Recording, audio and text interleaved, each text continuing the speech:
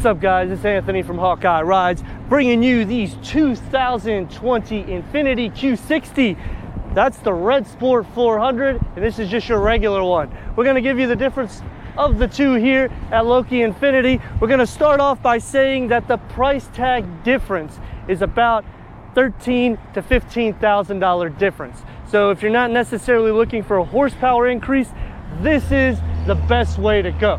But if you're looking for that horsepower increase and a few other amenities, then you want to do the Red Sport 400. Let's dive into the review. So right off the bat, between the two, you're going to notice that the Q60 has 19-inch wheels.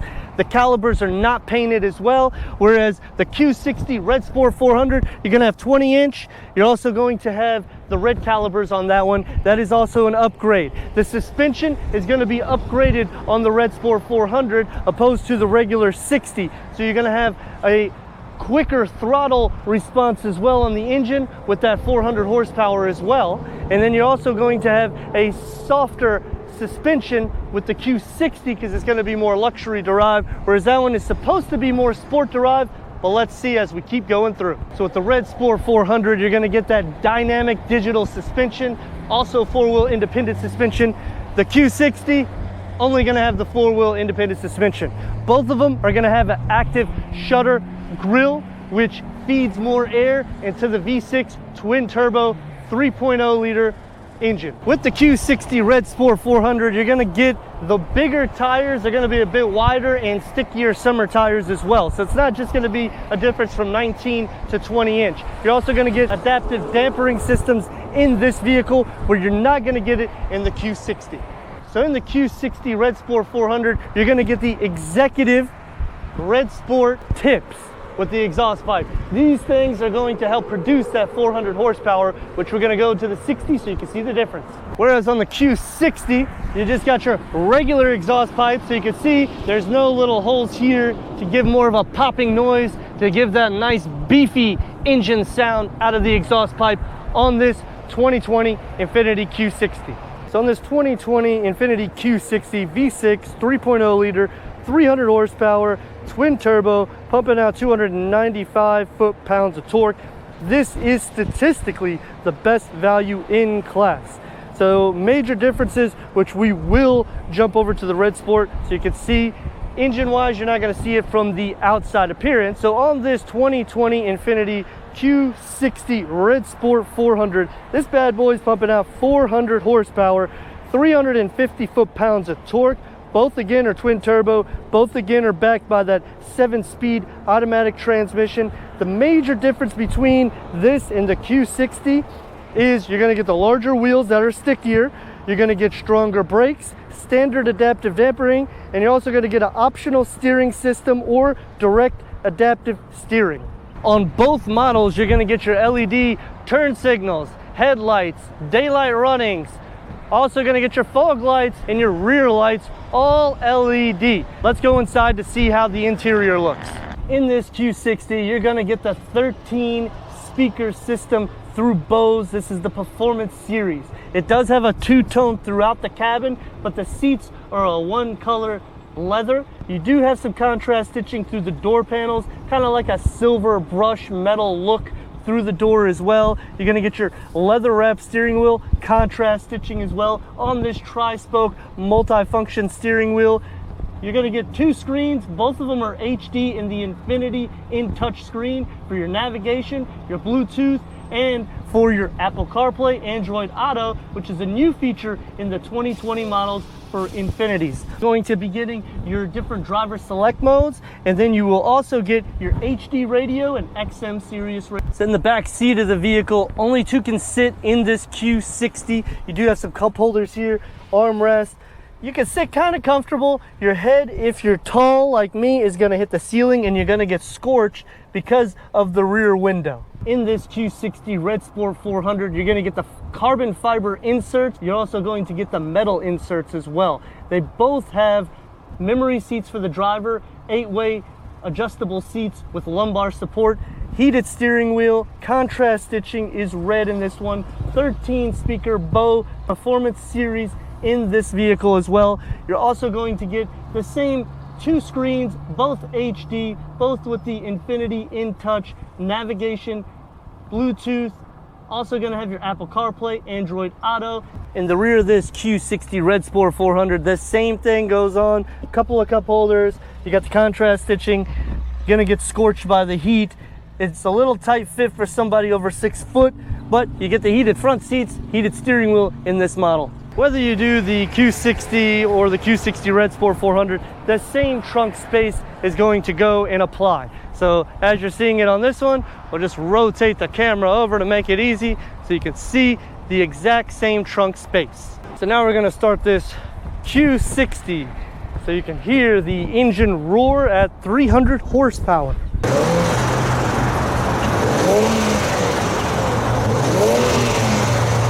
Now we're gonna start the Q60S Red Sport 400 so you can hear that 400 horsepower.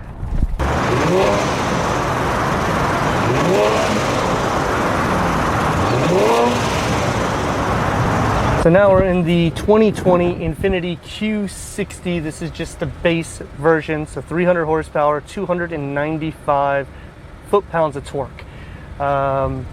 Main reasons why you would want to buy the Q60 Red Sport 400 predominantly is because of that 400 horsepower. So obviously the suspension is upgraded, the brakes are also upgraded, but these cars derived for luxury more than sport. So that's what we're going to see today. So we're taking this one out and we're going to see how it is. We're going to put it in a Tiptronic. This one does not have the paddle shifters. Now the Q60 Red Sport 400 does have paddle shifters, but shifts very smooth in this 7-speed automatic transmission. Very quiet. You do hear the engine exhaust note, which isn't necessarily unpleasant. It's very nice. The V6 3.0 twin turbocharged engine. Suspension wise, I feel like I normally do in a luxury car. I don't feel too overly bumpy. It does have some bump to it. So if I run over a pothole or if I hit a speed bump, it's going to feel a little bit more of a bounce. However, it does drive smooth. Got it in the Tiptronic, downshift, give it full throttle. You don't really feel the torque in the vehicle. So again, luxury first, then I would say it's derived for sport. Sport for the suspension more, luxury for the ride. Interior is very luxurious. This one does not have a navigation, so you would have to use your Apple CarPlay, Android Auto, which is not necessarily a big deal, but you know, comparing it with price tag, you're going to be saving nearly $15,000. So, I mean, I would say, you know, add $1,000 for navigation. Chances are they'll give you a good discount anyways. The infotainment screen is nice, not very glitchy, not really a lot though in the base model. You just basically get your Bluetooth capability, and then you also get some different tutorials for like driving modes and, you know, different settings for the vehicle. So we're going to actually change this setting now in the vehicle. So we're going to go to the driver selector and we're going to change everything to sport. Stop, we're going to give it full throttle, see how she does. Everything's in sport mode, 300 horsepower unleashed. Hesitation in the gear change. I don't know if that's the twin turbocharged engine or if that's just the way the gear ratio, you're hitting high revs, it does it that way, but it does kind of hold the gear before it changes.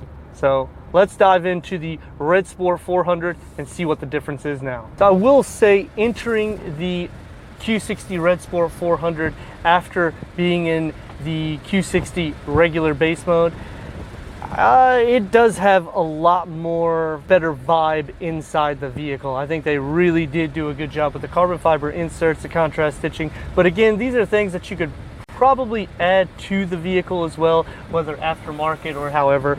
So we're gonna just put it in dynamic, Sports Plus mode, and make sure we're in first gear. Gonna give a little go to see how well that suspension and everything is. And I mean, it's obviously gonna be a faster 0 to 60 because it's 400 horsepower compared to 300, but very similar. That's the thing, that it's hard for me to swallow a $10,000, $15,000 premium when really the ride quality is going to feel bumpier because these are also upgraded wheels. I understand that it has a you know, upgraded suspension, upgraded brakes for performance. They obviously put a little bit more output in the engine, but I mean, it's not a significant difference that's making me like, oh man, I got to get this particular car. It is very nice. It's just trying to look at the comparison between the two. I mean, the best part about it, I think, is the paddle shifting. I do like the paddle shifters. I don't like how they're stationed on the steering wheel, because when the steering wheel turns, you got to wait, and we just did a kind of a turn out of a parking lot. But you know, for what it's worth, I do like that they put them on the Q60 Red Sport 400. It is not on the Q60 that we just drove. It was on this one though. So that's another difference besides the suspension. Otherwise, I mean, I would say both of them are really derived heavily for luxury than sport. Sport-wise is the look, really.